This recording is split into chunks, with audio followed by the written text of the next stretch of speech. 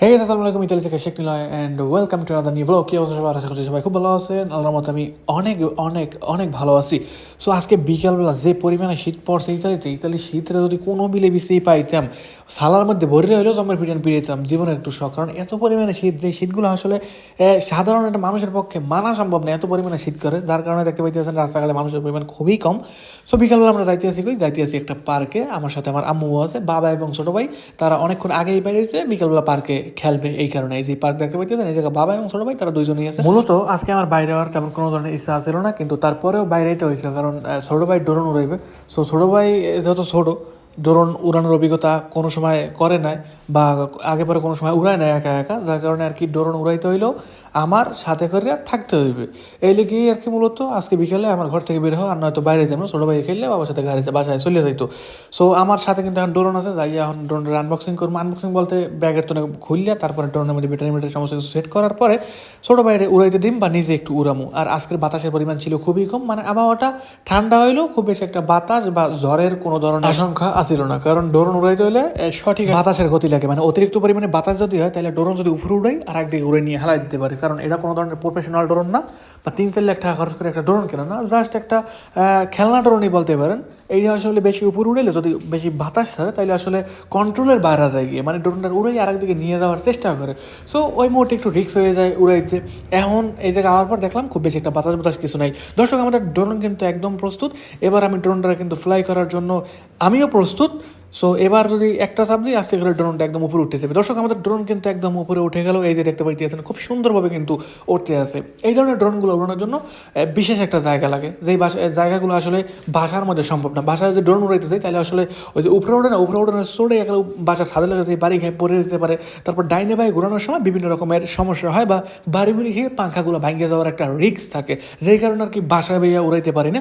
এদিকে চলে গেলাম পার্কে ভাই আজকে নিরিবিলি নিরিবিলি নিরিবিলি ড্রোনটা উড়াইতে পারবো। আর এই ড্রোনটার যে ব্যাটারি আছে, ব্যাটারিটায় প্রায় 5 থেকে 10 মিনিটের মতো ড্রোনটা খুব সুন্দরভাবে উঠতে পারে। আর ড্রোনটা আজকে এতই উপরে উঠাইছিলাম, যা আসলে নিচ দিয়ে দেখাটাই আসলে খুব কষ্টের হয়ে যায়। ভাগ্য ভালো আকাশটা আসলে নীল, নিচ দিয়ে যখন উপরের দিকে তাকাই তখন কালা একটা কিছু দেখতে পাই, তখন বুঝতে পারি যে আমাদের ড্রোনটা ওইখানে আছে। যদি আকাশও কালা হইতো তাহলে মানে খুঁজেই পাওয়া যেত না। যদিও আকাশ কালা হইলে আজকে উড়াইতাম না, তাহলে আসলে বাতাসের গতি বাড়িয়ে যায়। যখন আকাশ কালা থাকে বাতাসের গতি বাড়লে কখনোই ড্রোন উড়ান সম্ভব না। বিশেষ করে আমার এটা উড়াই মুড়াই আর একদিকে হারাইতে পারে। যে কারণে আজকে যখন ড্রোনটা উড়াইলাম খুব শান্তিভাবে উড়াইতে পারছি, কোনো ধরনের আবহাওয়া খারাপ ছিল না, বাতাস বেশি আসছিল না, ড্রোনটা অন্যদিকে উড়াই নিয়ে যে হালাইবে এরকম কোনো ধরনের রিস্কও কিন্তু আসছিল না। আজকে এই ড্রোনটা কোনো ধরনের ভিডিও করিনি, চাইলে এটার মধ্যে যে ক্যামেরাটা আছে ওই ক্যামেরা দিয়ে টুকিটাকি ভিডিও করা যায়, বাট কোয়ালিটি খুব একটা বেশি ভালো না। কিন্তু আমরা আসলে ভিডিওটা করিনি, জাস্ট ফোন দিয়ে ভিডিও করছি। ড্রোনটা উপরে উড়াইতে আছি কেমনে, এই নিয়মগুলো আসলে দেখাইতে আছি। আসলে একটা খেলনা ড্রোন যে এত সুন্দরভাবে যে উঠতে পারে, যে জিনিসটা আসলে এতকাল বিশ্বাস করিনি। এতদিন বিভিন্ন রকমের অ্যাডভার্টাইজ দেখছি, মার্কেটে এই ড্রোনগুলো বিক্রি করতে দেখছি, কিন্তু কখনোই ভাবিনি যে এই ড্রোনটা এত সুন্দরভাবে কিন্তু আকাশে উঠতে পারে। যখন আসলে নিজের হাত দিয়ে এই ড্রোনটারে ফ্লাই করলাম, নিজের হাত দিয়ে যখন এই ড্রোনটার উপরে উড়াইলাম, ডাইনে নিলাম বাইরে নিলাম, ক্যামেরাগুলো কন্ট্রোল করলাম, সমস্ত কিছু যখন দেখলাম, তখন আসলে বোঝার কোনো উপায় নাই যে এইটা আসলে একটা নর্মাল ড্রোন বা বাচ্চাদের খেলনা ড্রোন। সো এইটার অবস্থা যদি এরকম হয় তাহলে 3-4 লাখ টাকা একটা ড্রোনের দাম, ওইগুলোর গতি আসলে কেমন হতে পারে, বা ওইগুলোর যে কোয়ালিটি কেমন হতে পারে, এইটাই আসলে আমি ভাব্য কুলাইতে পারতেছি না। তারপরে আমার হাত দিয়ে ছোটো বাইরে কইলাম যে ভাইয়া আমি এরকম মাথা রাখতে আছি, তুমি এরকম রেখে কন্ট্রোল করো। আর নয়তো তুমি ডাইনে বাই দেবা, তারপরে আরেকদিকে নিয়ে যাবা, তারপরে আনতে সমস্যা হইতে পারে। বা বড় বড় গাছ আছে কিন্তু দর্শক, ওই যে গাছগুলো দেখতে পাইতেছেন, গাছগুলো কিন্তু অনেক উপরে।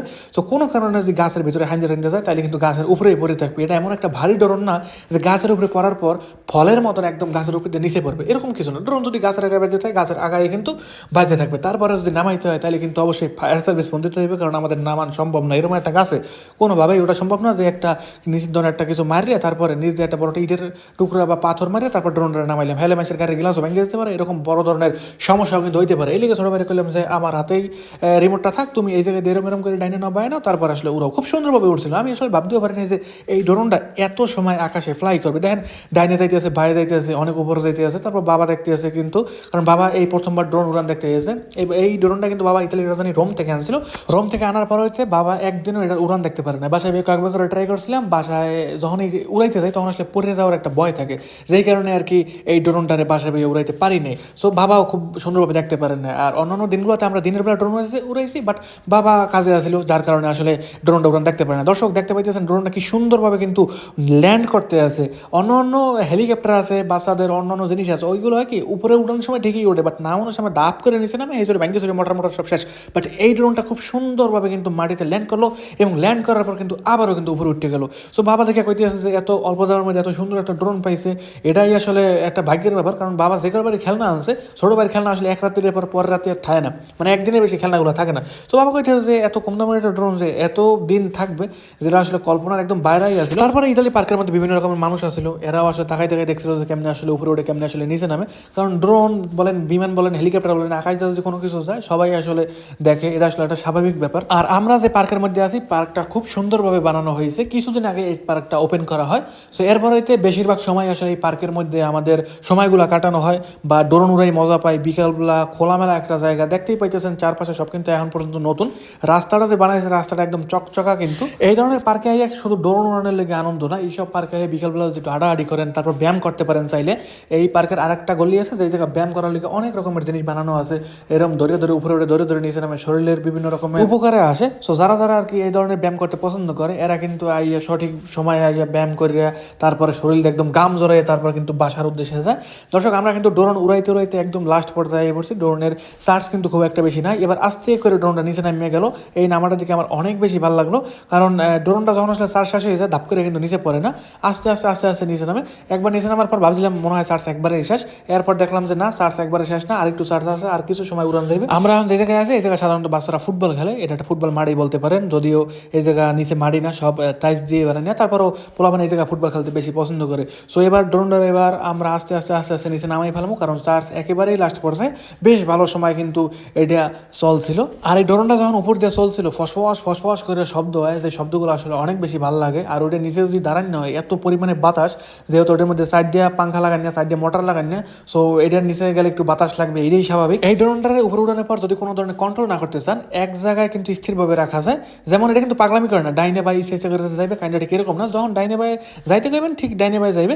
যখন আসলে ডাইনে বাই নিবেন না, বা রিমোটটা এক জায়গায় রাখিয়ে দেবেন, ড্রোনটা কিন্তু আস্তে করে এক জায়গায় স্থিরভাবে থাকে। দর্শক খুব আস্তে আস্তে আস্তে আস্তে কিন্তু ড্রোনটা ল্যান্ড করলো, কারণ ব্যাটারি চার্জ একদম শেষ। এই ল্যান্ডিংটা আমার কাছে অনেক অনেক অনেক বেশি পছন্দের, কারণ ধাপ করে যদি পড়ে তাহলে মোটর ভেঙে যেতে পারে, বা ভিতরে ব্যাটারি আছে ওটা খুলে যেতে পারে, আরও অনেক রকমের সমস্যা হতে পারে। তো দর্শক এই ছিল আমার আজকের ব্লগ, দেখা হবে পরবর্তী ব্লগে। ভালো থাকবেন, সুস্থ থাকবেন, বাই বাই।